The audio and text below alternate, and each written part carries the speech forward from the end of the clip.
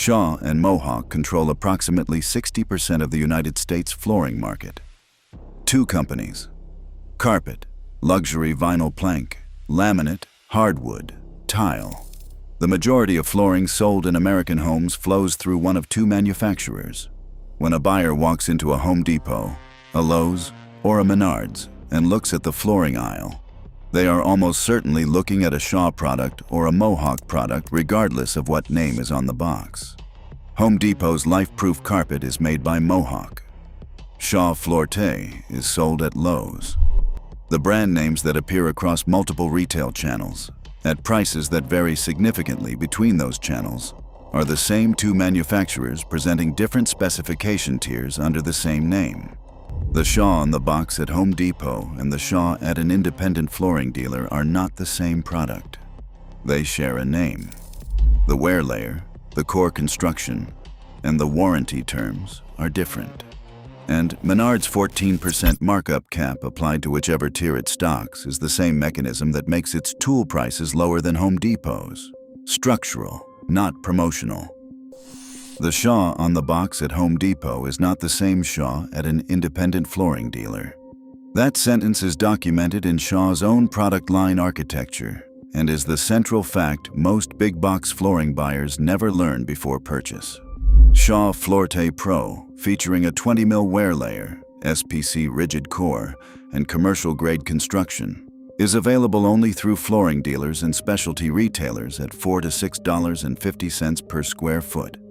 Shaw Floorte Plus, with a 12 to 20 mm wear layer and mid-range residential construction, is available at Home Depot and specialty retailers at $3 to $5 per square foot. Shaw Floorte, the entry-level line, featuring a 6 to 12 mm wear layer and flexible or WPC core, is the budget option available broadly, including mass retail at $1.50 to $3 per square foot. 3 different products. 1 brand name. 3 completely different retail channels with 3 completely different specifications. The consumer who sees Shaw at Home Depot and Shaw at a flooring dealer and assumes they are comparing the same product and making a price decision is making an error. The product packaging does not correct. To understand why the brand name means less than most buyers assume, you have to understand how the good, better, best tiering system works in flooring. Shaw and Mohawk are not selling one product in multiple channels. They are selling multiple products, each engineered to a specific specification and a specific price point, in specific channels that match the specification to the customer's price expectation. The highest specification goes to independent flooring dealers, specialty retailers whose customers expect to pay premium prices and want the best wear layer, the best core construction, and the most comprehensive warranty. The mid-range specification goes to home improvement retail, Home Depot and Lowe's, where customers expect brand name quality at big box prices. The entry-level specification goes to mass retail and budget channels. The brand name is the same across all 3 tiers. The product is not. Mohawk's version of this architecture is the same structure under a different product naming system. Mohawk SolidTech SPC core, comparable to Shaw Floorte Pro specifications, is the premium line available through independent dealers. Mohawk vinyl, sold through Home Depot under the LifeProof name, is produced by Mohawk specifically for that retail channel's price architecture. The product lines are related. They come from the same manufacturer, they carry the same brand credibility, and they use some of the same underlying technologies. They are not interchangeable. A buyer who compares a Mohawk dealer quote with a Home Depot Mohawk price and finds the dealer more expensive is not necessarily looking at the same product at a different markup. They are often looking at a different product entirely. Here is where the story stops being about brand names and starts being about the math. Shaw is owned by Berkshire Hathaway. Warren Buffett's investment conglomerate acquired Shaw Industries in 2000 for $2.3 billion. One of the largest acquisitions in Berkshire Hathaway's history at that point. Shaw has been a wholly owned Berkshire subsidiary since that acquisition. No public shareholders, no quarterly earnings disclosure, no SEC filings beyond what the consolidated Berkshire Hathaway annual report requires.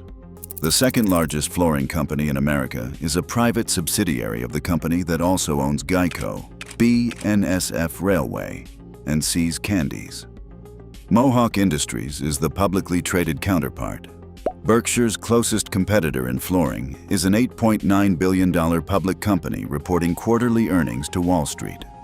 Together, these two companies, one private within Berkshire, one public on the New York Stock Exchange, supply the majority of the flooring that Americans walk on.